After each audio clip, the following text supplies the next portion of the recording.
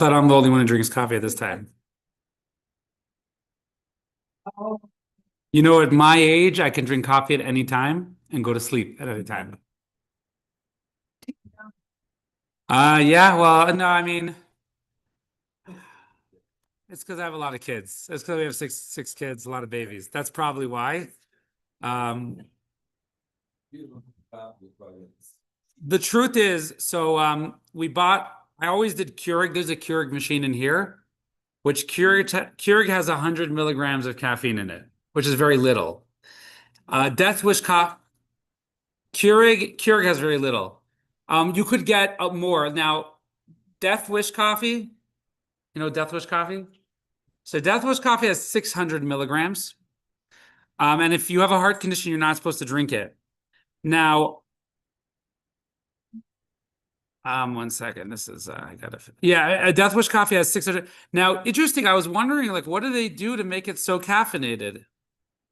So they actually don't. Actually, Death Wish coffee is one of the most marvelous marketing schemes.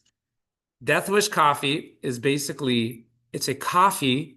It was Robusta coffee. It was a coffee, one of the coffees in South America, which has a tremendous amount of caffeine and tastes bad. It's considered very bitter. So they just remarketed it as Death Wish coffee, and it's solely for caffeine, and they made millions and millions of dollars. So in other words, they took a bad tasting coffee, which had a lot of caffeine, and found a smart way to market it for its caffeine, and they were very successful. Now, a couple years ago, we bought a Nespresso Virtuo machine. Don't buy that one. It's a very inexpensive machine, but the coffee pods are like probably going at $1.25 each now. But it is such good coffee that once you use that, you can't use any other coffee. So much so, like if I will drink a Starbucks coffee, I'll get home and I'll be like, I haven't had my coffee yet. Now that one has like 250 milligrams in it, which is the same as Starbucks. But it's interesting because, like, let's say if I have like Keurig coffee, I can drink it the whole day. Like, it's not like I don't feel I'm ever like fully caffeinated. But if I have like a Virtuo coffee, which is the machine I have, it's the best coffee. It really tastes good. Like if you don't like coffee, you probably haven't tried it before. Because it like really, I don't know, the machine, it really makes it creamy and it does. But like, let's say I'll drink one of those in the morning and then I cannot drink another one until maybe in the afternoon. But after, let's say I drink two, I cannot drink another one. So luckily they have like these 1 ounce ones, which cost $1 each. And those ones you can, they're basically espressos. Anyways, that's the welcome to everyone in my class who heard that recording just now about coffee machines. If you buy a virtual machine, we will get matching funds for now. I'm just kidding. Okay, so let's just get started. I'll wait a couple minutes. We'll start in a minute. Uh, well, virtual machines. So they're very cheap machines because the coffee is expensive. And so like the way Keurig works, so Keurig is the common pod. You stick in a pin in the bottom, pin in the top, and it puts water through, right? And that makes coffee.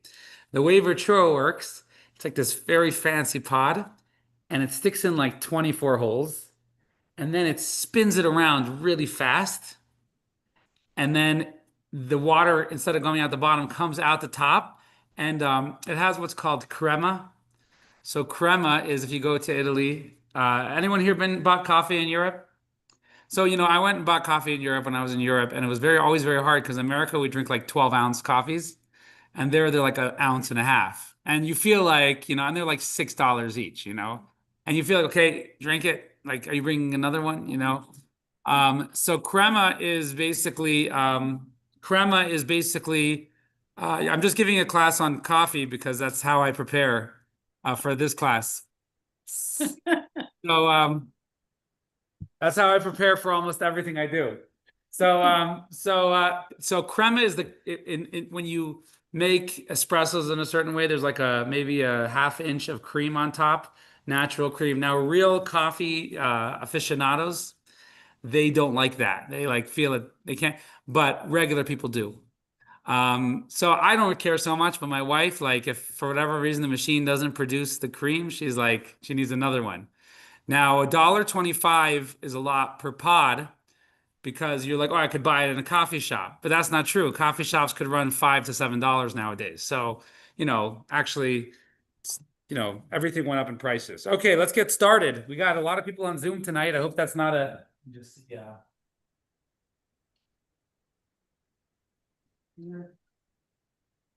Okay, so tonight is the last and final lesson, lesson 6. A couple of announcements.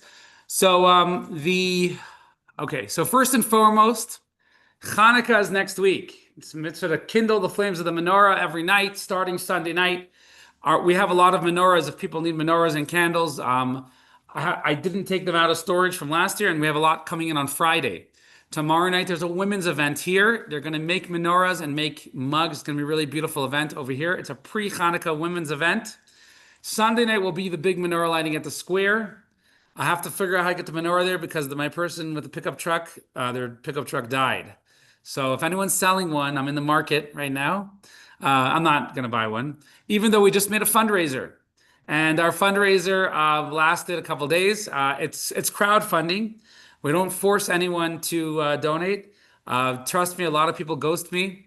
But if you want to participate in it, your donations will be matched, and you'll see it's really beautiful. It gets the community together. So far, I think we're holding at 104 donors, and we raised almost $60,000 for Chabad. That is our fundraiser. On Monday night, we have a kids program for Hanukkah. On Thursday night, we have a menorah lighting in Chino Valley at Memory Park. And then on next Sunday night, we have a menorah lighting in Prescott Valley. It's hard to describe where it is. If you know where, there's a restaurant there. I don't remember what it's called, but if you know where the arcade is, it's right next to the arcade. There's like this big field there, big fake turf. It's next to like a fancy restaurant or something like that. I don't remember what it's called. But one of the things that we do there, which is really wonderful, and even if you're not a child, it's really wonderful to see, is we do what's called the Gelt Drop. The Prescott Valley, Northern Arizona Fire Department comes with their biggest truck. They set out the ladder like 150 feet, and they throw down Hanukkah gelt. They throw down chocolate coins on the kids. It's like the most amazing thing. The kids like running around, grabbing them, fighting. It's amazing. It's really amazing. So we're going to do that, and maybe throw down real cash if our fundraiser makes it. No, it's traditional to give money on Hanukkah, especially to children. So I always try and keep some. I try to get $2 bills or dollar coins to give to all the kids at the events. But that's going to be a week from Sunday in Prescott Valley. And then finally, tonight is called Yud. Tonight is a Hasidic holiday. Last night and today, it's a big Hasidic holiday called Yud Tes Kislev, the 19th and 20th of Kislev. And we're going to have afterwards a little Farbrengen, which means that some people might be coming. My family will sure be here. And it's a very inspirational holiday. And most of the stuff we study here in this course, so we talk about Kabbalah. Kabbalah is usually something which is very difficult to understand. And it's almost for people with spiritual radars. We spoke about the Ruzhiner a couple classes ago. He was a little kid. And his teacher said, what do you do if you don't know what day Shabbos is? Remember, he said, how could you not know what day Shabbos is? You look at the sky. Remember? And his teacher said, you realize this is a special kid. So the type of Kabbalah we learn is actually Chabad Kabbalah. Chabad actually means the intellectual faculties of the brain. And what happened is Kabbalah is in its raw form is totally spiritual. And that's why someone is not supposed to learn any Kabbalah until he's mastered the Talmud, the whole Talmud. The whole Talmud is, if you do 1 page a day, it takes 7.5 years. And that's 1 page a day, not mastering it. So Chabad is basically the Kabbalistic teachings expressed in human intellectual faculties. So there was a rabbi who had spiritual faculties, which most of us don't have that, as far as I know. The spiritual faculties, and he taught them and related them into intellectual faculties. That's what Chabad is. Now we look at Chabad is, what is Chabad to you? Chabad, the idea of Chabad is if you can get something in a human's intellect, it can transform their emotions, because that is the key to a person, is their mind. Our mind, a lot of times we're like, come on, Ellie, do this. And we're not able to force ourselves to do it. Anyone experienced that before? Come on, it's the right thing, do it. That's because your emotions don't speak that language. Your emotions are like animals. Either you put them in a cage or you give them a treat. Otherwise, they're not going to do what you want. However, Chabad is if you think about an idea and internalize an idea enough, then that will transform your emotions. So a lot of times the paradox is when you're not thinking about your emotions and not thinking about your feelings, that's the best way to transform them. But when you're dealing with your emotions in a head-on way, like any animal, they fight back.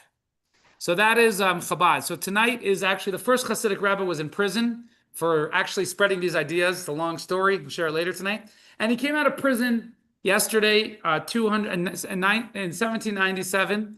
And what he taught is the reason why he was in prison is because he was breaching a ancient breach of bringing Kabbalah into intellect. A lot of rabbis said he wouldn't be able to do it. It wouldn't be successful. But he said it will be because these are godly ideas, and therefore they have to be able to be found everywhere. So he breached the wall between mystical and intellect, and that is what Chabad is: being able to take the intellect, the mystical, and integrate it into your intellect. And that's what these classes are. These are a lot of them. Their origins are from the Alter Rebbe who published the Tanya. So it's just interesting. We're studying them tonight on that holiday, on this holiday where he said when he came out of prison. When came out of prison, he was visited by souls. Anyone here have been visited by souls? Well, I guess I'm the only one. Nah. He was visited by souls of his previous teachers who told him the spiritual reason you are in prison is because you're unleashing the mystical wisdom in the regular world. And in heaven, that's like a big deal. He said, should I stop? And they said, no, now that you started it, you're preparing for the imminent redemption of the Mashiach, where the ultimate of the Mashiach coming is our intellectual and our human faculties will be able to perceive God. Okay, so let's get started. Okay, let's go. So mattering matters. This week's class, page 157. What does it actually mean to matter? How do we gain the sense that we matter? Okay, so that's the questions we're going to address tonight. And this is our final class. And let's begin with an exercise. Who are you? Describe yourself. Who are you? We'll give a minute because I gave a long.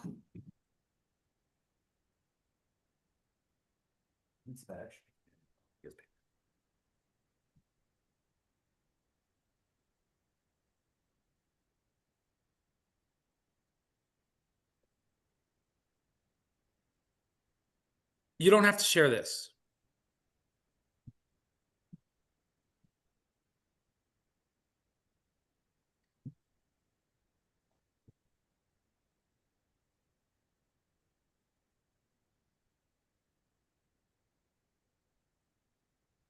Esther, is Cindy coming tonight? No, she had jury duty and it was a very rough day. If she just says she's racist, then she doesn't have to. No, I'm just kidding. She said that she supported only the police department, and that didn't work. Okay. All right. Now we're going to go on, and we'll get back to that answer soon. If you answered, boy, I don't even know myself. Who am I? Maybe we'll find an answer tonight. Maybe not. Okay. So first of all, let's do a recap. Until now, lesson 1. So we'll do a quick recap because we're going to tie everything together today. Quick recap. As humans, we're hungry for meaning. That was our first class. We said that humans cannot be happy unless they have meaning. As a class today, Bill was the only one who was there. I said, the American dream is dead. And everyone was like looking at me and they're like, what do you mean? And I said, the American dream is basically to go build yourself up, become wealthy, and then die with wealth. And then your kids are wealthy, and then they die with wealth. And then we're just transmitting death with wealth. That's what I said today. It's true, right? It's true. You need meaning. You have to have something you're investing in. You have to have meaning to live a happy life. As human beings, we're hungry for meaning. And we spoke in that class about different ideas which are generally meaningful to most humans. Lesson 2, we said meaning doesn't suffice. Meaning makes you feel alive. Meaning makes you feel alive. But sometimes it doesn't end up working because it's not your purpose. Purpose is what you were created for. Meaning is what you feel meaningful. Purpose is what you're created for. Lesson 3, Torah reveals the underlying purpose of all creation. We said our purpose is to serve God, and we know our purpose because it's in the Bible. It's given over by God, and that is when we are working in that realm and we're aiming to that realm, then we are able to find our purpose and fulfill our purpose. All right, lesson 4. We said time. Time is not flat. Time has spiritual value, right? As we spoke about in that class, different days have different energies, different meaning. Doing things on different days have different meaning and different purposes. Lesson 5 was last week and was really amazing. We said everything that happens in our life, even when it's not what we planned and it's not what we're trying, everything that happens in our life happens for an opportunity to fulfill our purpose.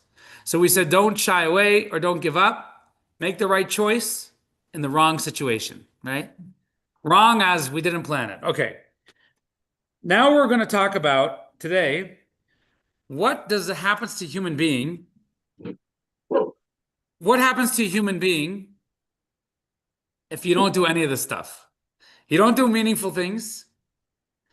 You don't know your purpose. You don't care about your purpose. You're not paying attention to the time. What happens to a human being? What if he's not pursuing a higher purpose? So is there a purpose in that? Does he still have purpose? That's going to be our question tonight. Loaded question. So let's return to our response. Now, a lot of people define who they are by what they do. They define who they are by what they do.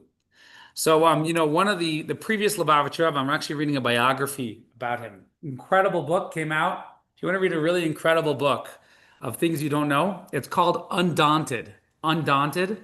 It's about the previous Lubavitcher Rebbe. I always knew the stories of his life, but Kabbalah is a very successful movement in America. But if you read about the hardship he went through his life in Russia, Riga, Poland, America, it's incredible. But one of the things he notes, and it's not in that book, but in his writings, and you want to get a good feeling on someone who really saved Judaism in the world. Really incredible book, just came out. So one of the things he writes, he says he came to America, and he's so intrigued. In Russia, people would say, in the shtetl, they would say, who is this guy? What's he worth? And they would say, oh, he's a Torah scholar. He's a generous person. He's a philanthropic. He's helpful. He said, in America, what's he worth? Everyone's like bringing in their financial value. It's so strange. So strange. Everyone's like, what's your net worth? How much are you worth? I'm a doctor. I'm a lawyer. I'm an accountant. These are all great things, all important parts of profession. They can all be used out to do good things. There's no one denying that. But does that define who we really are? Does that define who we really are?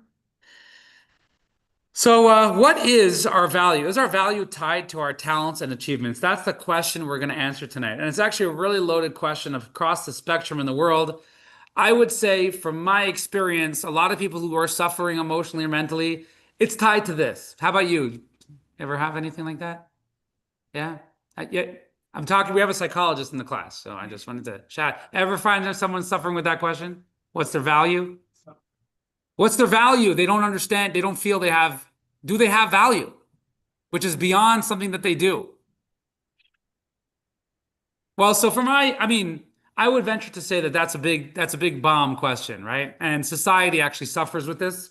A lot of us are influencers on social media, and we're very protective about our personal identity. I don't want to go into too much because I could talk about this for an hour. Okay, so is our value based on what we do? So today we're going to talk about, we explored different sources of meaning. We said if you do meaningful things, we said if you fulfill your purpose, these are all meaningful. But today we are going to address another question. Do we matter, essentially? Do we matter? Do human beings matter? Now, when we know we matter, we feel meaningful, right? If we can make a difference, we feel meaningful. If I say, you don't matter, well, then you feel like you can't make a difference, right? So what does it mean to matter? So let's get into this question and we'll start all the way in the back. If you want to read text one from Zach Mercurio, PhD. Think about the first time you realized you matter. What happened? How do you feel? Chances are your moment of mattering impacted and moved you. Most likely, you felt important because of what someone else said or did. Feeling significant is a basic human desire and a critical factor for mental, emotional, and physical well-being in life, school, and work. So what is mattering? Why is mattering so important? And how can we learn to create the experience of mattering for others? Researchers find mattering is the feeling that we're a significant part of the world around us. It's the belief that we're noticed, important, and needed right now. While studies show experiencing mattering increases a sense of self-worth and motivation, research also finds it reduces the risk of severe depression, anxiety, and can save a life. So everybody wants to matter. A lot of times we feel good when we have a moment where we matter. Most likely you helped somebody else once and they said you matter and you felt like, wow, this gives me meaning. You know, sometimes these moments are very subjective and sometimes they're fleeting. Sometimes they matter, but a few weeks later, they don't matter anymore. They don't matter anymore, right? You did it and we moved on. So when we don't feel worthy deep down, what we do is we tend to look at outside evidence that we matter, right? And this makes us vulnerable. Someone might be mean to us. They might not acknowledge that we matter, acknowledge sometimes something we did, and suddenly it become an existential threat to us. And this is the way human beings are. I once spoke with a psychologist and he told me something very interesting. He told me, he said, whenever somebody gets mad, he said, usually it's because they need something and they don't know how to tell you. So he told me when someone gets mad at him, he says, what do you need? And they usually say, I don't need anything. I need you. Stop. You need me. What do you need me for? Right? And when they able to say what they need, right? Then he can help them. When they don't say what they need, he doesn't know what they need, right? But anyways, this is the human nature. We tend to feel that we matter when other people acknowledge it. So what happens is, what if nobody acknowledges it? Do we matter intrinsically? And this is the question we'll get into tonight. Now, of course, mattering to other people is important. Mattering to other people matters. That's why marriage is so popular, right? Even though marriage is not only about love, right? In fact, there's one of the most famous rabbis on YouTube, Rabbi Manis Friedman. He always says, you know what the worst thing for marriage is? Love. Love destroys marriage. Listen to yourself. I'm not going to go into it now. But general idea is if marriage revolves around love, what's going to happen if you're not feeling the love, right? So he says marriage is all about commitment. But anyways, getting into that. Marriage is about mattering to the other person. So we all have, mattering is important to other people. We're not saying that it's not important. However, what if we have no one to matter to? Do we still matter? Now, nowadays, the word self-esteem is a really popular word, very, very important word, self-esteem. However, self-esteem, we're told self-esteem is very, very important, but oftentimes the question is asked, is true self-esteem isn't built on accomplishments, it's built on intrinsic worth, right? So the real question is, do we have intrinsic worth? What do you think? Do we have intrinsic worth? And if we do, what is it? That's what we're going to discuss tonight. So now, follow the, when we don't feel our intrinsic value, we are vulnerable to rejection. Everyone agree with that? Okay. So now let's get into self-esteem a little bit. So not conditional value, categorical value is something you either have or you don't, right? So let's say if you're not dependent on anyone else's meaning or anything you do, It's either going to be something you have or something you don't have. Agreed? Right? Agreed? Okay. Now, oftentimes, self-esteem oftentimes depends on comparison. Self-esteem a lot of times ends up that we live in a society, right? We want to be normal. We want to feel normal. And oftentimes it does end up with comparison. There are other studies of something else called self-compassion. It's really funny. In the Torah, it says, love others as you would love yourself, right? But there's this idea in psychology, love yourself as you would love others. A lot of people are programmed to act with normal decency to others, but not to themselves, right? So sometimes we say, well, act with normal decency the way you would treat him if he made that mistake. And you wouldn't kill him if he made that mistake. You shouldn't kill yourself, right? That's a really good idea. The question is what if you don't? What if you would kill him? What if you don't feel that kindness to them? That could happen also. So what we're going to get to is today, what kind of unshakable worth do human beings have? Just if you need to leave early, we do have it. We do have it. And we're going to talk about what it is. And it's going to be really, really fascinating. So let's start with a story in the Talmud. This is a very, very interesting story in the Talmud. Actually, it's definitely one of my favorites. It's about a really great rabbi named Rabbi Elazar ben Rabbi Shimon. Now, let me tell you about the Talmud, if you don't know what it is. I remember one time someone's like, is there any proof the Torah is true? I said, well, they found this ancient book, which is actually quite well known, which passes down all the traditions with names of people going back to the tradition of the Torah, and it's been around for thousands of years, and many people know about it. I said, really? Never knew that. I said, yeah, it's called the Talmud, right? It's called the Talmud. So the Talmud is Rabbi Elazar and Rabbi Shimon. Let me tell you, there were thousands, tens of thousands, not hundreds of thousands of rabbis back then. Not everybody made it into the Talmud. Not everyone's opinion was worthy. Some people just repeated other people's opinions, which is a good thing. It's important to share the truth. But you don't have to be quoted. Your name doesn't have to be in the line, right? Because you're just quoting someone else. This rabbi is quoted all over the Talmud, and we're going to read this amazing story by him. If you could read on page 166, text 2. One was returning from Migdal Dager from the home of his teacher. Riding along the riverbank on his donkey, he was feeling proud and content. He had just completed a significant stretch of Torah study. Along the way, he encountered a man unusually unattractive. The man greeted him respectfully. Peace be upon you, my master. But Rabbi Elazar did not return the greeting. Instead, he said, worthless man, how ugly you are. Are all the people of your town as hideous as you? The man replied, I don't know. But you should go to the craftsman who made me and tell him how ugly is the vessel you have formed. At once, Rabbi Elazar realized how wrong he had been. He climbed down from his donkey, bowed before the man, and said, you have spoken rightly. I admit my mistake. Please forgive me.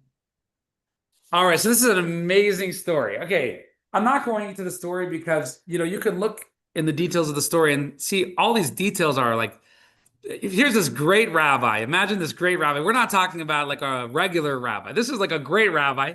He goes to the guy and he says, boy, you're so ugly. The guy says like, Shalom Alecha. He says, peace unto you, rabbi. And he's coming back from his teacher, who's also a great rabbi. And he just studied there. He's in such a good spiritual mood. And the guy says, peace unto you. He says, boy, you're so ugly. Is everyone from your town so ugly? The guy says, and not only that, but this guy gets recorded in the Talmud for like 2,000 years. Everyone's still talking about him, right? If we were trying to protect the rabbis in the Talmud, would we say this story? Right? If we're trying to protect, would we say this story? There must be like a really deep lesson here. Don't worry, the commentators dig deeply into this, and there's many, many profound lessons in the story. Some say he was talking about, he could see spiritual ugliness. And he was talking about spiritual ugliness, and that takes the story in a whole different direction. And he was inspired, but some say, but let's get into the basics of the story. And maybe after I'll share some deeper ideas. And the way rabbis are is they take the story, they take every word, and they say, why does it say it this way, not that way, and this way? And they dig in with like a thesis which answers all those questions. It's remarkable in this story in particular. But I can't go into those details tonight. I don't have enough time. So let's not get in the conversation. He goes to him and he says, why? He doesn't say, don't you know I'm a good accountant? Or do you know who I am? Or I'm a good horse driver or whatever it is. He says, why don't you complain to the artist who made me? And the rabbi says, I'm sorry. You're right. It's not you. It's him, right? It's God. So this is actually a really good example of intrinsic value. The guy said, it's not me, it's God. I'm not me, I'm here for God, right? That's what he tells him. Rabbi Eliezer, right? Eliezer right away sees this, and it's not something that the guy earned. He just says, he doesn't say, I'm a good person, or don't judge a book by its cover. He says, you think I'm ugly? Go to the craftsman who made me. Go to the artisan who made me. Go to God. God made me. Those features are from God, nobody else. So this is what we speak about intrinsic value. Our value doesn't come from anything we've done. We matter because God made us with intent and purpose. Let's bring this home a little bit. There's certain things with value regardless of their use. Let's say you have an envelope on a desk. Is it valuable? Well, it depends what's inside, right? Depends what's inside. Let's say it has a lot of money inside. Is it valuable? Well, it's valuable. It could be used for really good things, could be used for bad things. It has value in it, in the envelope, even though it's not being used. Let's say you have a key in the drawer. Is it valuable? Depends what it opens. It could open a big treasure, right? It has the value not only from what it's done, but it carries value from what it represents for where it goes. So each of us, every human being, is like a key created by God, has tremendous potentials, tremendous treasures which could come out of it. So now we're going to take it even further. So far what we said applies to everything in existence. There is nothing in existence which is truly ugly because everything is created by God, right? Just like that guy, everything is created by God. That's why, if you remember last week at the end of the class, we spoke about the story with the Rebbe Rashab and the previous Rebbe, where his son ripped up the leaf. The book Undaunted is about the previous Rebbe when he grew older. He ripped up the leaf, and his father's like, what is the purpose in ripping up the leaf? Everything has a purpose. Don't just rip things up. Everything has value. Everything in the world has intrinsic value, right? Because it's created by God here for a purpose. But now we're going to take it even further. We're going to talk about human beings, because human beings, this idea is even deeper. Any questions so far? All right, let's go. Mark, what question? Mark, would you, So this is a statement by Rabbi Akiva on text 3. Because they were created in the image of God. They even more than that, because God let them know that they were created in his image, as it says, in the image of God, he made the human being in Genesis 9:6. All right, so here he says human beings are beloved because created in the image of God. And that's a very loaded statement, by the way. Talked about so many people ask me, what does it mean human beings are created in the image of God? God doesn't have an image. How could we be in the image of God, right? But that's what God says in the Torah. So that is a loaded question with a lot of different answers and really a lot of depth in the answers. But I'm going to share some of the basic things tonight. Number one, God possesses wisdom. Of all creations, human beings are the only ones that have true wisdom, right? And God gives us the ability to study his Torah. So we, just like God chooses to have wisdom, he gives us wisdom. Another one is God has free will. Free will, free choice. What's free choice? So free choice was mentioned last week. It's a very loaded subject.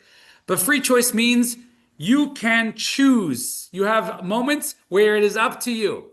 Now, all other animals have instinct. Human beings have the ability to choose. Now, there is a school in psychology which is called determinism. Determinism, which means you don't have free choice. You're programmed. I actually think one of the great things about AI, every time I talk about AI, everyone's like, oh, AI is going to take over everything. And AI could probably predict our choices before we make choices. Mm-hmm. So where's the free choice? AI is going to show us where our choice is. Because it's going to show us a lot of our choices aren't really our choice. They're just our habits and whatever it is. Once AI starts taking over everything, I actually heard, I think it was Ben Shapiro, someone, he said, I'm not scared of AI. I'm going to go to synagogue and study Torah the whole day. He said, I feel bad for somebody who doesn't have any religion or anything spiritual because it's going to take over his job, take over his health, take over everything. He's going to be like, what am I going to do now? I have nowhere to go. So human beings have free choice. We have free choice, which is an amazing subject. Not everything's a choice. We can't choose our age, our size, if we're ugly or not, but we can choose. If we want to get plastic surgery now, we can choose. Whatever God gives us a choice for. Whatever God gives us a choice, we can choose, which is usually in God-related things. Number 3, the Kabbalah teaches us about the 10 sefirot. There are 10 divine attributes in everything in creation. The way God created the world, and this is, we didn't go into this Kabbalah class, it was in the last Kabbalah class. God created like 10 tools, and everything in the world is created with 10 tools, these 10 tools. So actually, human beings, we have 3 intellectual faculties, like God has 3 intellectual faculties that he created the world with. And we have 7 emotive faculties, 7 emotions. And there's different layers. You probably saw that Kabbalistic picture. We studied it in depth a couple of years ago. So we match our build in a certain ways resembles God's build, the way he chose to express himself in the world. So like everything in creation, human beings have purpose. However, there's something even deeper. We have divinity in us. So now, let me ask you a question. Is God a good guy? What do you think? Is he a good guy? Is he a good guy? Is God worthy? Let's take another question. Is God worthy? Is he worthy? What if we say, God, you know, God's worthy because he created the universe. Good job, God. Right? It would sound funny because God does not get better self-esteem when we say good job, right? God is here essentially. He was here before everything. So he's essentially here, right? God's value doesn't come from anything external because he's here before the idea of value from something external. He doesn't need a justification for his being, right? Now, do we feel God is good to us? Sometimes we do, sometimes we don't, right? Is God good to us? He says he is. He says sometimes you got to focus on the broader picture. But God's worth doesn't come from anybody else's judgment. So here's actually the words of the Alter Rebbe. He's the Baal HaGeula. He's the one who came out of prison on this holiday and authored most of the ideas in this course that this course is bringing out. If you would read Bill, text 4. God's essence and being are not defined by the world in any way, not even by the one who transcends and fills them. For the essence of godliness is not that the worlds were created by him or received their life force from him. As written, you are the same before the world was created, and after it was created, completely unchanged. Had he not created the worlds, it would have made no difference to him whatsoever. So God is beyond the universe. If God were to fill out a resume, do you think he would put creator of the universe? Well, let's think about that for a second. Who would he show his resume to? Right? Who would he show his resume to? There's no one he would show his resume to, right? And creator of the universe, it wouldn't appear in a headline because we don't know anything beyond the universe. And it really doesn't take anything from God to create the universe besides his choice to do it. It doesn't have any value outside of God himself, right? So here we have this idea. God is independent and his value is totally independent. His value is just by being God. Now, this is what Rabbi Akiva just said. He said that human beings are in the image of God. There's something innately worthy because we're in the image of God whose value isn't dependent on anything else. So our value is not dependent on anything else other than God who we're in the image of, right? So our value is godly and therefore it's not dependent on anything because it's created by God. Now, Rabbi Akiva says something actually, if you look in the statement, it's actually really amazing. He actually says God makes this known to us. It's not only factual because we're in the image of God. God needs us to know this. He wants us to know we're in his image and we're innately worthy. We're told that we're created in his image. There's a 14th century sage, Don Yosef ibn Shoshan. He sharpens this point. If you read Sandy, text 5.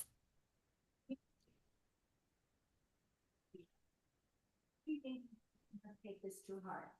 Rabbi Akiva did not mention these expressions of love just to praise humanity, but to awaken a person, to help them recognize that they are a significant being in the eyes of the one who spoke and brought the world into existence. For this reason, one must be especially careful to protect their own dignity, for that dignity is the dignity of their creator, who formed them in his image and likeness. To degrade oneself is to degrade him. So our value doesn't come from the fact we're part of the human race. That's like collective value. You're one of many. But our value, in fact, comes individually. Everyone has this inherent value. So God's value is independent. Same is true for human beings. And every person has individual value. Read text 6, Wendy.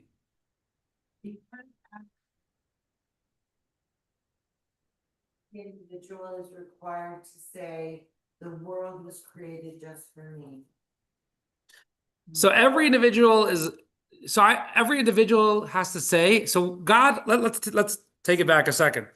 God created all the animals with a spouse, except for one. Man. God didn't know how humans have kids. He didn't know that he's going to need a wife. Right? He should have created him with his wife, just like every other animal. The Talmud says, why did he create him without his wife, to create him alone? To tell him the whole world was created for you.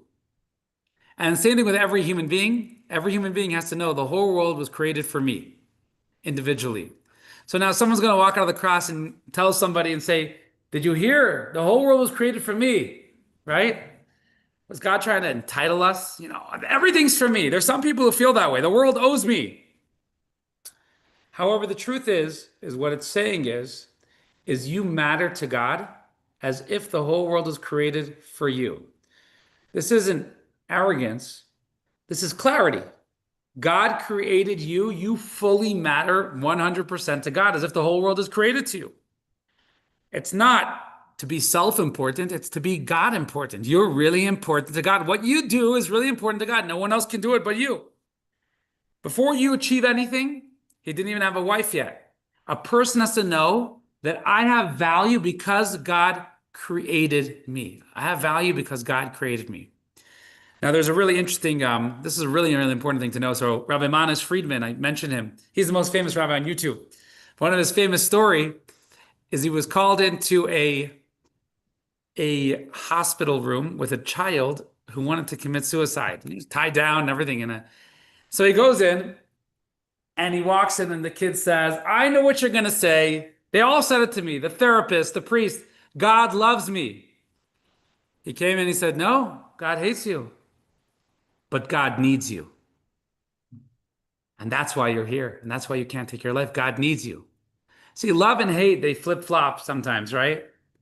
But need, God needs you. You're important to God. You make a difference. You have meaning. That's important. That's the most important thing to know. If you're here, the whole world is here for you. You're worthy of the whole world because God needs you that much. He didn't create you by accident, right? He didn't accidentally mix the wrong chemicals in a chemistry experiment and whoop, you came out. He created you the way you are. Before you do anything, he needed you. You were very important to him. You're ugly. He needed you to be ugly. And for him, that's beautiful, right? Because that's what he needed. He needed you. Now, although we spoke about every existence is needed, every human is needed by God, right? And that's why they're in God's image. And every human is beloved to God, right? And every human the whole world is worthy for him. There is also the aspect that we find about God loving as well. And this is what Rabbi Akiva continues. So this is in the Mishnah and Avot. So first of all human beings, they matter. All human beings are in the image of God. But there's something even deeper, and this is pertaining to Jewish people. If you want to read it, Dan, on text 7. Yeah. Beloved are the Jewish people, for they are called children of God. And even greater love was shown in that it was made known to them that they are called children of God. As it says, you are children of the Lord, of God, your God. Deuteronomy 14:1. All right, so all people are in the image of God. Then God in the Torah starts talking and he says, Jewish people, you are my children.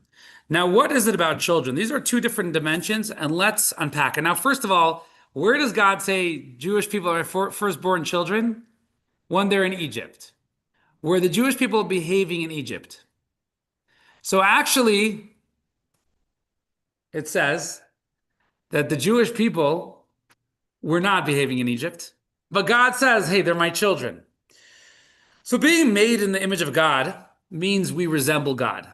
We resemble God, as we said before, we have free choice, but being God's child isn't just resembling and following God. It's actually essential. And this is actually difference between children and other people. Let's just get that. So image is resemble, children is essence. A child is the parents, right? He's literally part of the parents.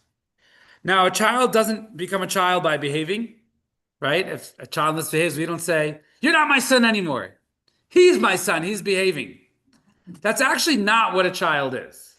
That's a student, right? You're not my student anymore. You're not listening. He's my student, he's listening. But a child, sometimes we see someone as a child, specifically when they're not behaving. In fact, I would venture to say, off the record, a lot of times when children aren't behaving, it's because they're trying to say, don't you remember, I'm your child. I'm your child. And when they feel that they're your child, they start behaving, right? They feel like I need to. So children, a lot of times, even if they're not behaving. So image is shared qualities. Child is DNA, same DNA, right? So when somebody, a lot of times people, God forbid, become estranged from their children, they ask me what to do. It's very common nowadays. And sometimes it's the parents' fault, sometimes it's the kid's fault. It's complicated. Usually there's some hurt there and it's not being addressed. As a rabbi, it's even more sensitive if I say something. But sometimes I'll tell the parents, I'll say, why don't you pray for your children? Pray for them. Because you don't become more their parents if you talk to them, or less parents if you don't talk to them. You are their parents. You're the one who prays for them, right?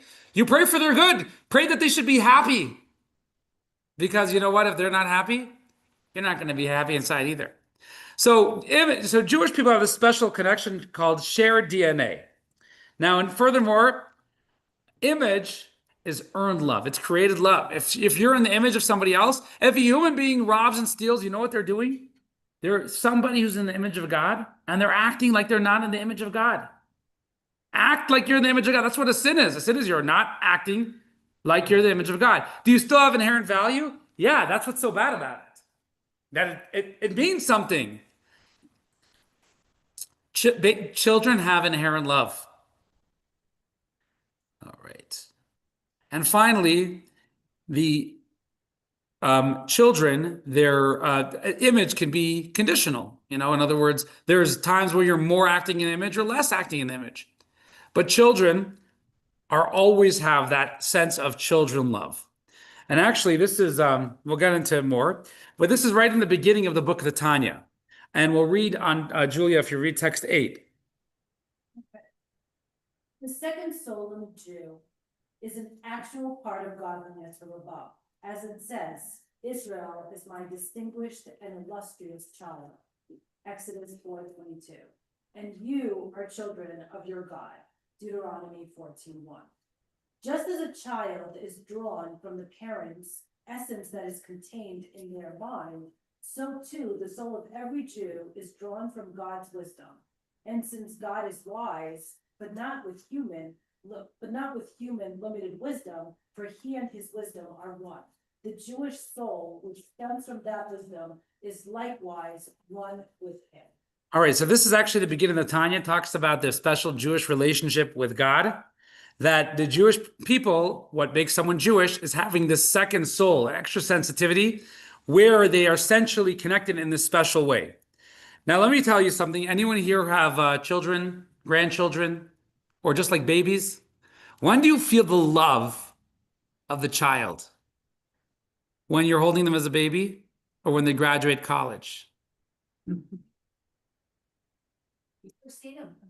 Well, you have it both. But when they have an accomplishment, sometimes the accomplishment can kind of blur the love that you had when they were a baby. When they're a baby, it's just love. I mean, what if you have a little baby and someone's like, you know, your baby's not very smart. Their net worth is really bad. Don't you know the government set up a stock account for him, right?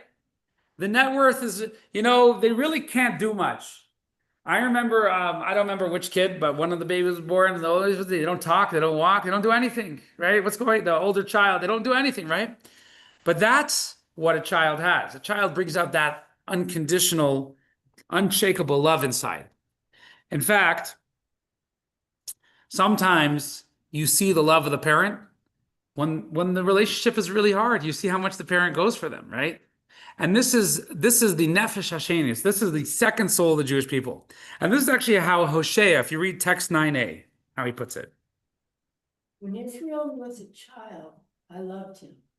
And from Egypt, I called my son.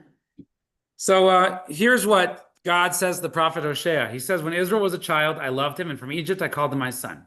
Now, when would be a good time for God to call the Jewish people his son? How about at Mount Sinai? They're getting the Torah. They're taking upon all these mitzvahs.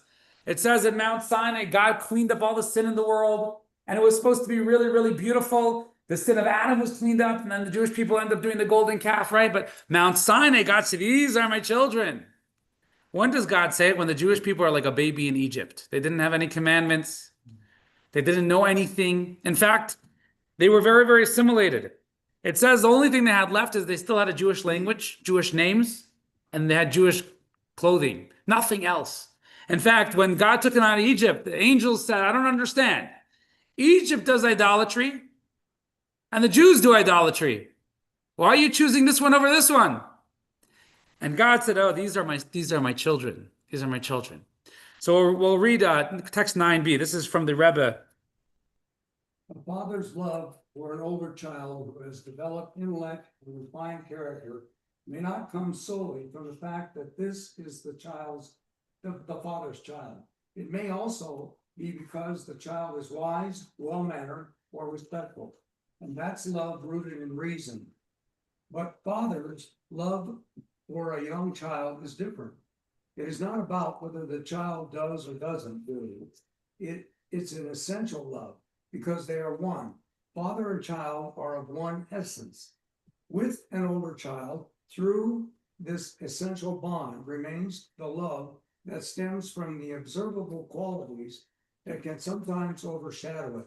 The essential love is always there. It's just not always on display.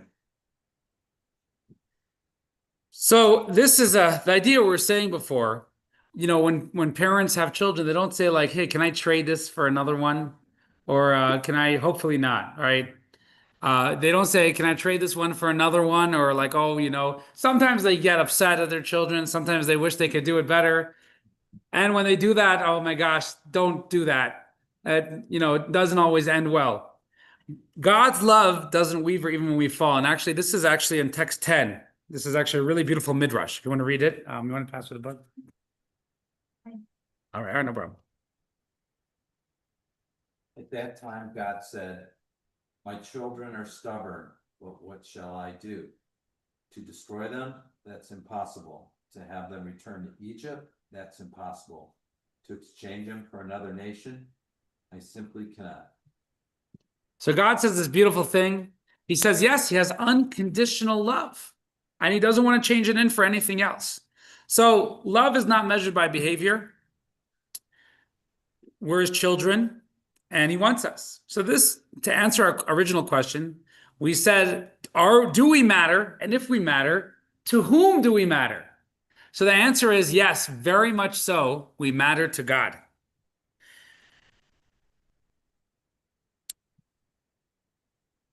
Not only, mattering to somebody else is usually for something, but mattering to God is truly, he's the creator. It's truly for who you are. And this is what Rabbi Akiva says. It's not enough that we matter to God. God needs us to know it. And it's not enough we're loved by God. God needs us to know it as well. Now going on, we're going to take the elephant out of the room and answer a question which nobody asked yet. So, if we matter unconditionally to God, and we matter just by created by God, and as long as we're alive, we're in his image and we matter, well, this brings up the question, why try at all? Why try, right?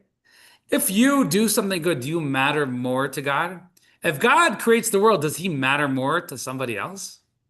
No, we said God equally matters always. And therefore we equally matter always. So why try at all? Now, maybe we could say, well, you don't have to try. The problem is we're Jewish people, and we know that we have 613 mitzvahs. We have a lot of commandments to do, and we're meant to be a light unto the nations. And how would it sound if we wouldn't do anything and say, oh, I'm really important because I'm God's child, right? We have a job to do also, to accomplish. So if we matter unconditionally, why try at all? On the other hand, we know we got to try. We have all these things, all these instructions. More than that, it seems to go against everything we said in this course. This course is about meaning, and we said, well, it's not just meaning, it's purpose. You're here for a purpose. Fulfill your purpose. But if we already matter, what do we get by fulfilling our purpose? Now, this is an interesting perspective we're going to give now. But on one hand, we have to know that we matter to God. And because we matter to God, our purpose matters to God. We don't matter because we do things. We do things because we matter, right? We do things because we matter. We don't matter because we have accomplishments. We accomplish because we're important. So let's talk about the British royal family a little bit, and generally royal families. Now here in most of you guys didn't grow up in England where you know about royalty, but let me tell you some of the things that they still do. So number one, they have to dress formally. They're not allowed to wear sweatpants or t-shirts. Number two, when holding a teacup, the thumb and index finger have to be in the handle, and the pinky has to be curled in, right? If you do this, I mean, they're not allowed to do that, right? Pretty strict rules, right? No political opinions. No physical contact with non-royals beyond handshakes. No autographs or selfies. No nicknames. There was actually this famous picture of somebody who met the Queen of England. Anyone saw that? Okay, so he met the Queen of England on vacation and he didn't know who she was. And she was talking with him and she said, you know who that guy is? It was her guard. He's the guard of the Queen of England.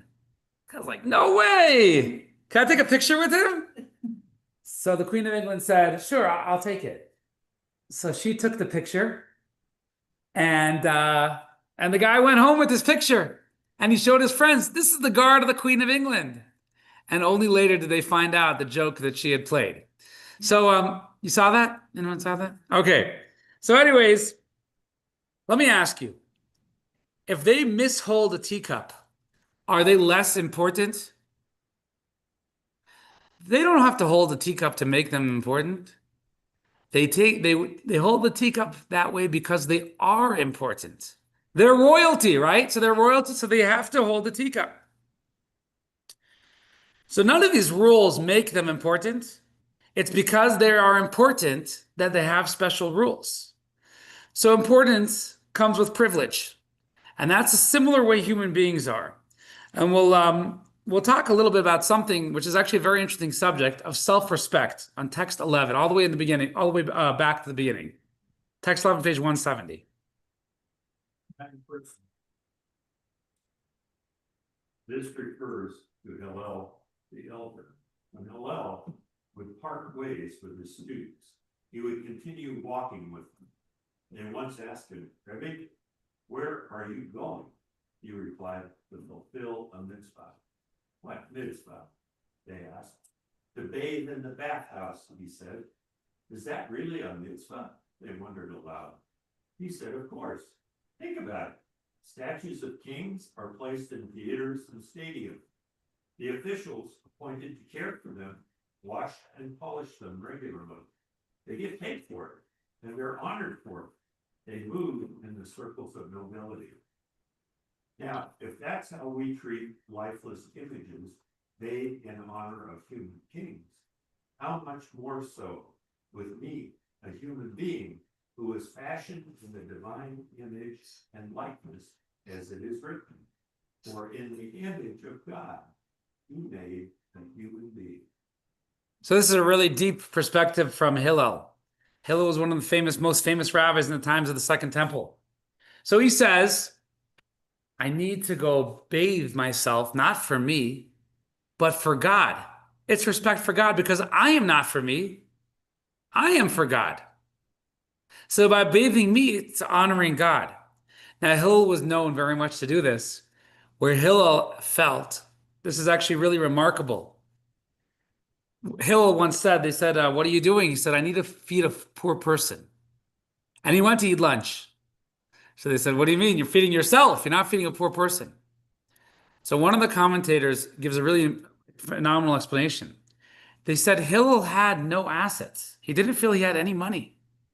He was a poor person and there was another poor person. And he gave to them equally, to himself and to the poor person, because he's not here for himself. He's here for God. God could have given the poor person the money and they would give to him, right? But God gave him and he gives to the poor person also. And that's the way he treated himself.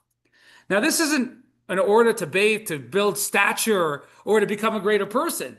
He realized, I'm not here for myself. I'm here for God. I'm God's person. Better take care of myself. And this is actually very, very interesting regarding the laws of Shabbat. If you read on text 172.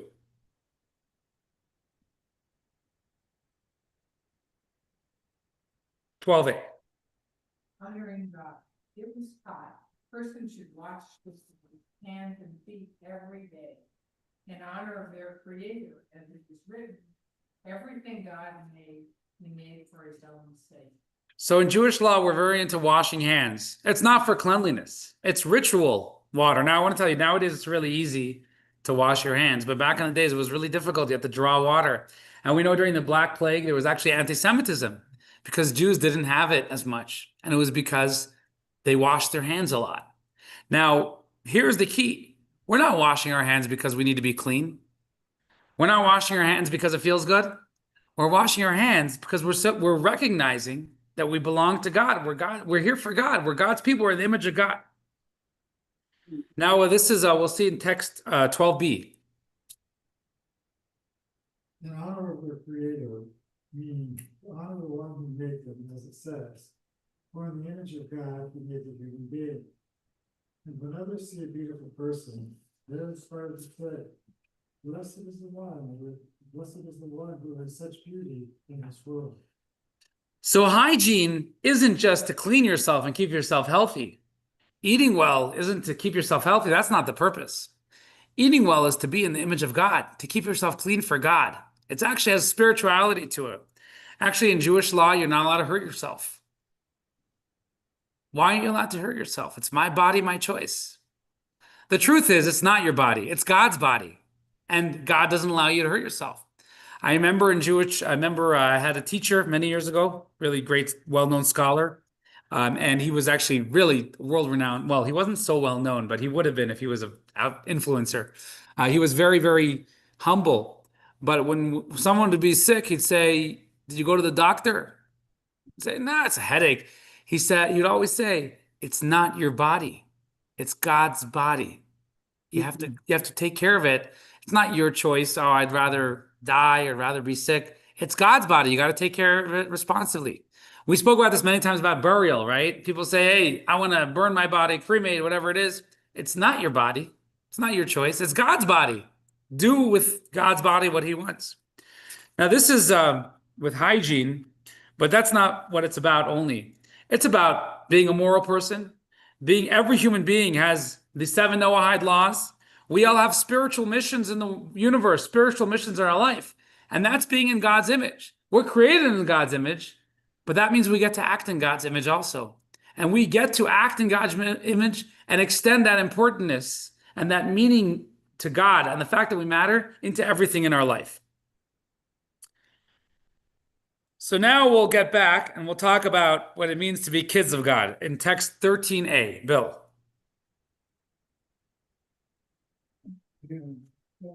God, do not cut yourselves, nor tear out the hair of your head for the dead. We are a holy people to your God, and he has chosen and you to be his chosen people from among all the nations on the face of the earth. Do not eat any detestable thing. All right, so here we got all these Jewish laws here. So first and foremost, we act with dignity not to become important, but because we are important. And that's why we act with dignity. We are meaningful to God. Now, the Torah has all these different laws, different types of mourning. In the olden days, people would scratch themselves when they were mourning, and God said, you can't do it. You're held to a higher standard. You can't do it because you're so important. You're holy people to God. He's chosen you. And that's also, we don't eat kosher food. We don't eat non-kosher because eating non-kosher is putting something that's God doesn't want us to have in his body that he gave us. And it's the same thing with many, many mitzvahs. Here's another 13b. Sorry, you just read 13b, right? Not make cuts or incisions in your flesh, nor for the dead, as the Amorites do, because you are the children of God. It is appropriate for you to be dignified and handsome and not wounded or with your hair torn out. So these are all these rules in the Torah. There's so many rules, right? What happened to being inherently worthy? So the Torah answers. It says, you're children of God. It's not about control. It's about being important and about reflecting it. It's about being royal and expressing it. You know, this is actually, people want to know about Jewish people and tattoos. God doesn't think tattoos are ugly. God says, my children, I need you to take your body. I need you to take yourself and bring it to the higher standard. This is a body created in the image of God. Don't do any of these things to it. Now, sometimes Jewish people think, well, we take all these standards here. What will the world think of us? Well, the truth is the Talmud gives a beautiful story on text 14. Rob Auction says, Huda Bar Maiden once told me, I was once standing before King Isgadar of Persia, and my belt had slipped too high. The king personally adjusted it back in place and said to me, a kingdom of priests and a holy nation. That's what is written about me. So here, even a king, this is something very important. When we act good and we act as an example, because we have meaning and we express that in everything we do, it actually can go and change the attitude in the world, both towards Jews and to everybody else. Because when we fulfill our purpose and we show how much we matter and how much God matters to us, and that's how much we matter, then the whole world follows in suit. So we don't earn it because we do mitzvahs. We do mitzvahs because we earned it, because we have it. So this is, we know that Jewish people are the light unto the nations. And this is why, it's very, very important for us to always remember that. And remember that inherently we matter to God. And it matters to God everything we do. And that's our importance. Now, sometimes we feel like, come on, let me live life. Let me live life the way I want. But this is not only our birthright, this is what God created us for. All right. Any questions before we go on? And I have to wrap up this whole course soon. Question? Yeah. No. when you were speaking about, parents' love for their children. And I'm kind of getting this from earlier when you spoke about the person that met a guy and said he was really ugly, and it could be their, not just necessarily their looks, but something else. So maybe, You know, let me just clarify that story. One of the commentators says a beautiful thing. I'll say it real quick. He says the rabbi who was on the horse or whatever it was, when he saw the ugly guy, he saw the guy was like a criminal. He was up to no good. So he told him, he said, "You're really ugly."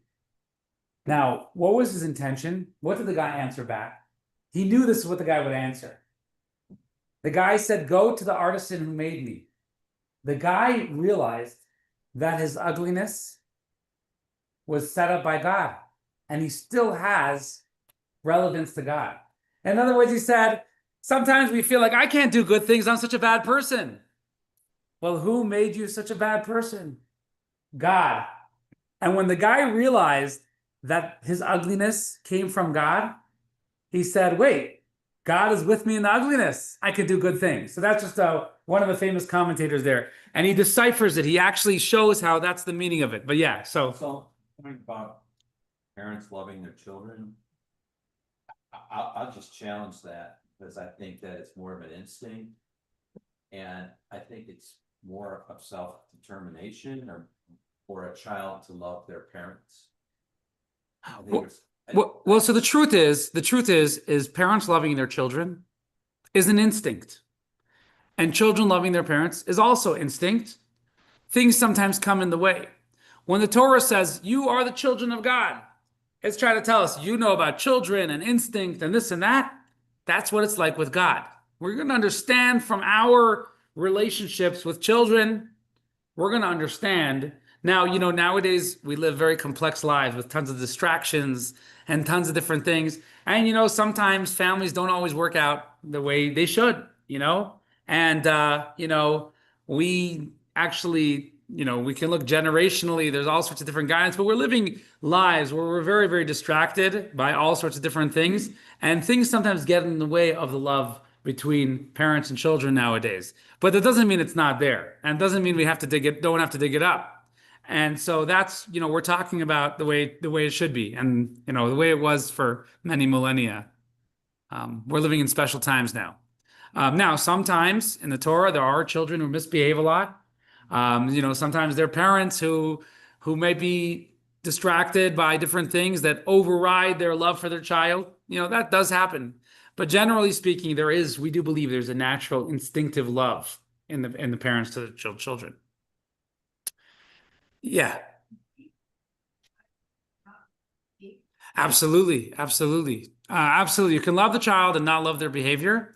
You know, there are times when, you know, I mean, look, you know, I don't want to get into all the different, you know, they always joke that, you know, the last 50 years they told parents, you know, for 50 years they told children not to speak to their parents, and now they're 50 years of trying to mend the relationships with their parents. You know, we're always trying to work with society and society norms and everything like that. There are sometimes children who do really bad things and everything like that. But yes, in the Torah, we do believe that there's always this love underneath, which can be brought out. And sometimes it gets covered over. It's not that it's there or not there. It's always there.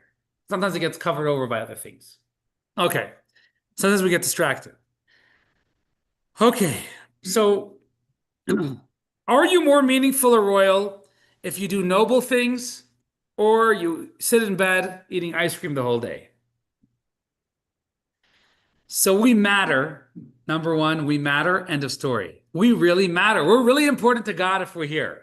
We're infinitely important. I mean, He created us. He didn't have to create us, created anything. If He created us, He must really want us. And that's where our importance comes from. So sometimes people feel, well, this person's a really good person. He did a lot of things. He matters more, right? Or he matters because he did a lot of things. That's how society is. A lot of times we feel like, I want to matter. Let me do something good. Judaism actually flips it. Judaism actually takes it and says, you matter, so the things you do matter. You matter, so the things you do matter. I mean, think about it, sometimes you're in the supermarkets. Nowadays, you're in the supermarkets, it's everywhere. You know what? Everyone remembers the National Enquirer. It's like these fake news. Now it's like clickbait everywhere, like all these things trying to get your attention. And a lot of times it's just gossip. This so and so is walking to his car, whatever it is. So and so spotted walking their dog. It's like, oh, did you see? Now, do they gain anything by walking their dog? Is that what makes them matter? Obviously not. It's the fact that they matter to everybody that gets everybody talking about their dog and where they're going. So this ties to the beginning of the course. In the beginning of the course, we said a lot of times in society, we feel very much like, come on, live and let live.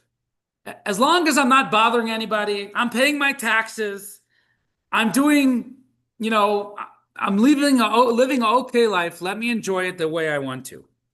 We live in a, generation of entitlement, as long as I'm not hurting anybody, what's wrong? Let me live life the way I want. Now, the truth is antidepressants are up way higher than ever. Addiction rates are higher. Freedom of purpose doesn't seem like it's actually helping anybody. Now, of course, freedom is important and it's very precious. But when you recognize that you are sacred, you have sacred worth to God, and the things you do really, really matter, then you live a whole different life. When we talk about God creating us, it's not supposed to give us freedom. It's supposed to give us responsibility. I just came to mind when the human beings landed on the moon. By the way, do you guys all believe that humans landed on the moon? All right, well, even if you didn't, the Rebbe spoke about it once at a Farbrengen on Shabbos, and he actually addressed something. It was a very fascinating talk that the Rebbe said. So the Rebbe said everything in the news we can learn a lesson from. And lately someone landed on the moon. What lesson is there for the Jewish people? Now, he gave several lessons, but here was one of them, and it was actually very interesting. It's very related. At the time, there was a radio show with a rabbi. He lived in Tennessee, and he would answer questions on the radio. So a guy calls him up, and the guy says, "What's with the Torah? You eat non-kosher. You get lashes. What kind of sadistic God is this? This is terrible. Let me eat what I want." So the rabbi answered, he said, "Well, it's not so simple. You don't always get lashes. There has to be witnesses. You have to eat this amount and this amount of time," right? He gave all these different, where a lot of the laws in the Torah with capital punishment, God is saying, this is really important. It could get capital punishment. But practically speaking, in the court system, there were always loopholes in the Jewish court system. It was almost like God saying, this is very important. This is the punishment that you could get. Don't get the punishment necessarily, but that doesn't mean, I'm not trying to get people punished. I'm trying to get people to know how severe these laws are, right? So the Rebbe spoke about it, and he said, well, that doesn't answer the question.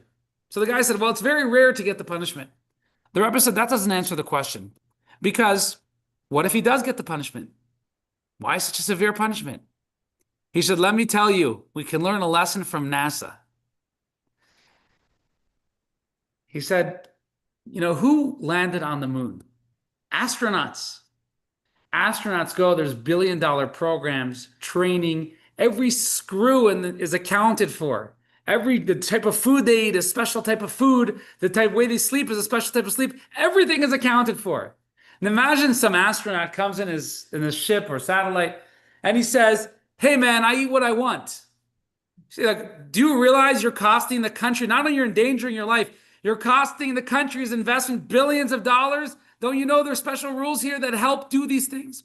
The Rebbe said it's the same thing with every mitzvah. Human beings are so important to God. They're like astronauts. The whole universe is created for every individual to fulfill their mission. Sometimes we go and we say, hey, my life, my choice. Do you realize how important it is to God for you to do the right thing? It's so important that God created the whole world for you. So you're the one the world is created for, and you're the one that the world is depending on. So this is actually why the Rebbe would never stop affirming.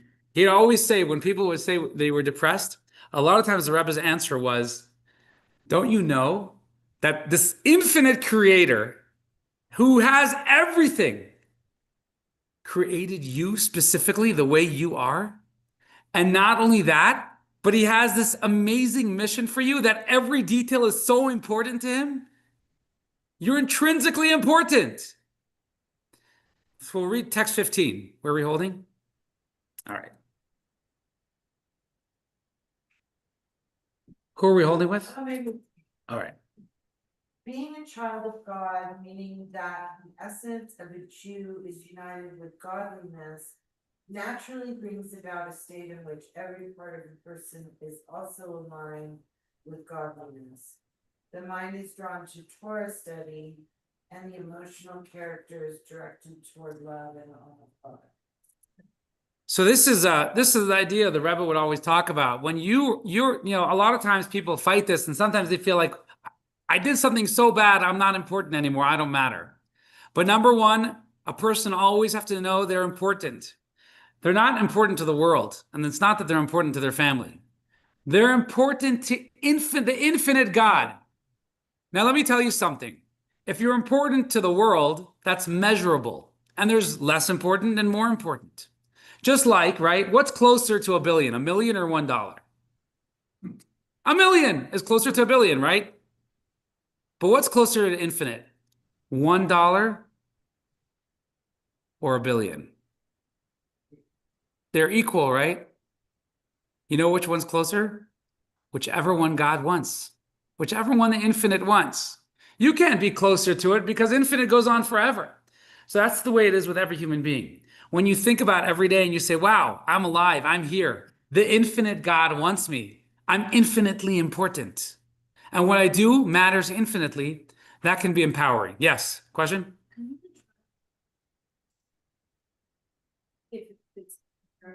I'm just curious how Judaism views respect for a person. For a human being. For a human being, if there's intrinsic value. Yes, absolutely.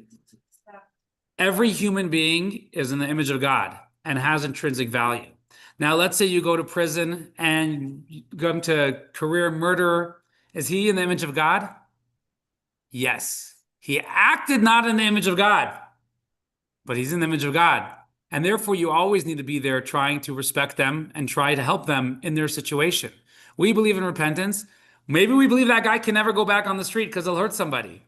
But we have to give him the integrity that he's in the image of God. He's important. And this is the same way it is with everybody, with every human being. Answer your question? All right, this is a really great video. Yeah. Let's say you're sick, tired all the time, and kind of like sleeping in bed all day long because you can't really do much. What kind of importance or purpose is that? Well, you have to look at it. Number one, you have to know that you are important. That's the way God created this person, right? That's the way God created. And he gave them their abilities and their capabilities, whatever they could do. So, we did this fundraiser and somebody asked me, they said, how much should I donate? So I said, you really want to know? So they said, yes. Like, how much would you donate? They asked me. And I said, let me tell you, I would donate however much I feel comfortable with, a little bit more till I don't feel comfortable. That's how much I would donate. Where is the point where I don't feel comfortable donating? That is where you find God. That's where the purpose is. That's where the meaning is. Because when you're comfortable, you're just extending yourself. You're just doing what you're comfortable with. When you find that point where you're not comfortable and you say, this is where I'm going to, that's free choice. That's where I'm acting. That's where the money is. So I would say that no matter what situation a human being is, you always have to look at that point and not say, why can't I be that person or like this? You have to say, why can't I do, what can I do today? What can I do? What can I do for God? What can I do in that point of uncomfortableness? We spoke about that rabbi, the story when he was in prison with his brother. So there's another great saying from him. He said, when I die and go to heaven, they're not going to say, his name was Zusha. So they said, they're not going to say, why weren't you like Moses? Why weren't you like Abraham? They're going to say, Zusha, why weren't you like Zusha? Why didn't you fulfill what you could do? That's all you need to do. You need to do what you can. You don't need to be somebody else. So, sometimes we look at life and we like, is he successful and not successful? Which brings us up to the first question in this class. Is this person a successful person? We imagine a successful person. Everyone has their own imagery. Check out, I saw this comedy video. This guy was like, people trying to show their income. They go to the bank, he goes to the banker, and the guy's like, what's your income? He says, check out this watch here that I have. Check out my house. You check out my house, right? You know what successful is? Successful is knowing that you're important to God and acting and doing what you can for God. Doing what you can for God, nobody's going to see it. If you do everything that's important to God, a lot of stuff's not going to be seen. No one's going to see it. It's not going to make you popular, not going to make you famous. It may even be uncomfortable. But that's your mission in the world. That's how you fulfill your purpose. Let's watch this video. Did that answer your question? Okay.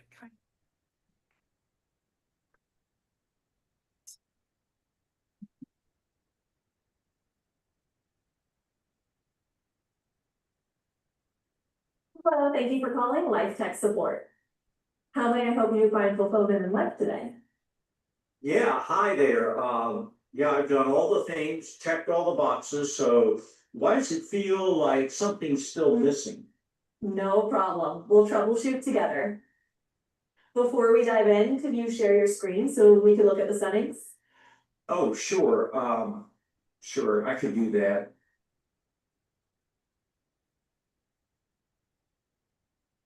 Perfect. Which boxes did you check?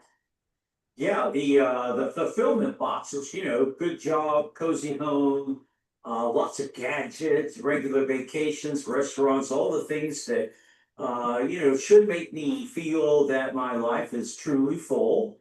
I see. There's more than that on a different list. That's exactly why we're here. Ready to dive in? Well, yeah, I hope so. Step 1. Have you synced your actions with your purpose? Yeah, I think so. I mean, I try. Actually, can you explain what you mean in less, technical terms? System shows sync incomplete. Let me clarify. This step means discovering your purpose in this world and living your life accordingly. Well, that sounds like a lot. Now, how do I even know what my purpose is?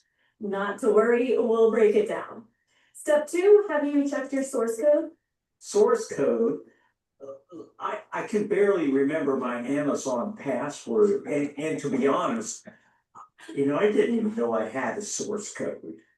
Very common. Most people skip that step. I'm talking about the divine code, the Torah, life's ultimate operating system. I guess I really should check that out. That's right. On to the next step. Step 3. Have you activated a deeper awareness for daily tasks? Daily tasks, like folding laundry and making coffee. That's right. Every action, even the most mundane, can run in purpose mode. Otherwise, it's just a background app draining your spiritual energy. So making coffee is a mitzvah? Not exactly, but you can aim it toward a mitzvah, like staying alert for morning prayers or being an attentive husband and dad. And speaking of daily rhythm, that brings us to step 4. Is your time set to spiritual standard? Well, my time? Look, I'm usually late. Does that count? Not quite. Each day, each week, each month, each holiday, and even your birthday carries unique meaning. Open the calendar and then go to spiritual standard to turn on the day's unique energy. Once you're in sync with sacred time, the next challenge is what happens at times when you're thrown a curveball. That takes us to step 5. Have you installed the updates for unexpected events? Oh, don't remind me. I still haven't recovered from 2020. Yes, that was a major update. When plans go haywire, it's not a mistake. It's a system tweak for your soul's mission. Really? Absolutely. Look for the clues hidden in those changes. Okay, but even if I do all that, will it work? To be honest, I'm not even sure that I matter. That one's in your default settings. You matter. Always. No reinstall needed, not even a minor fix needed. You're good to go in that area. What What are my default settings? Let's see. Checking imaging. You were created in the divine image, a reflection of God Himself. And now checking cosmic weight. Yep, it's right there. Every one of your actions, even the smallest, carries enormous impact. Finally, checking individual ID. Yep, just as I thought, you are actually irreplaceable. Well, thank you. I've got a lot to work on, but at least now I know where to look, where I'm going and why. Exactly. Read the manual, the divine code, and if you ever get stuck, call back anytime. Thank you for calling Live Tech Support. Have a meaningful day. So just to finish off, so throughout this course, we talked about all the different aspects of meaning and purpose, the things you need to do. Today, we talked about why you matter, why you have meaning in the first place. It's actually not a contradiction, it's the completion. Because we matter, that's why when we focus on our purpose, everything becomes meaningful. It all ties together. So this is the end of our course, exercise 6.2. Complete the following sentence. Because I matter, today I will. To matter is a gift. To act like it, that's the calling. This marks the end of our course. No big fanfare, no big wrap-up, just a quiet invitation to do things that matter in your life. Any questions? Oh, before questions, let me just, our next course, I think, is in January. It's Captivating Cases in Rabbinic Responsa. So Rabbinic Responsa are basically kind of wild questions throughout history, talking throughout all history, Inquisition, all these questions to rabbis. And it's a whole subject of Torah, how they answer these questions. I mean, there are questions on modern questions, medical questions, tax questions. It's a very, very fascinating course. You'll see it in the emails. And that's it for today. Afterwards, we're going to make some l'chaims in the back. Oh, let me just finish this. Therefore, one, Judaism teaches that every person has inherent categorical value. Our value doesn't start with what we've done, but with the simple fact that we were created by God with intent and purpose. Two, every person has inherent worth simply by virtue of existing, mirroring God, whose value stems from His essence, not from what He does. This value is individual, not based on group identity, as reflected in the creation of Adam as a single human being. 3. The Jewish people are referred to as God's children, just as a parent's love for their child is constant and unconditional. God's love for us remains firm, regardless of our actions. He wants us to know we are His children, so that this truth shapes our self-perception. 4. Being created in the image of God is a responsibility. It requires us to ensure that we act accordingly by caring for ourselves physically and emulating God's conduct. 5. As God's children, our worth is constant and unshakable. But that very worth makes our choices matter. Our actions carry weight because we matter. Being God's children should naturally inspire us to devotion to God's causes. All right, what's your question? If can my purpose change if I become higher spiritual?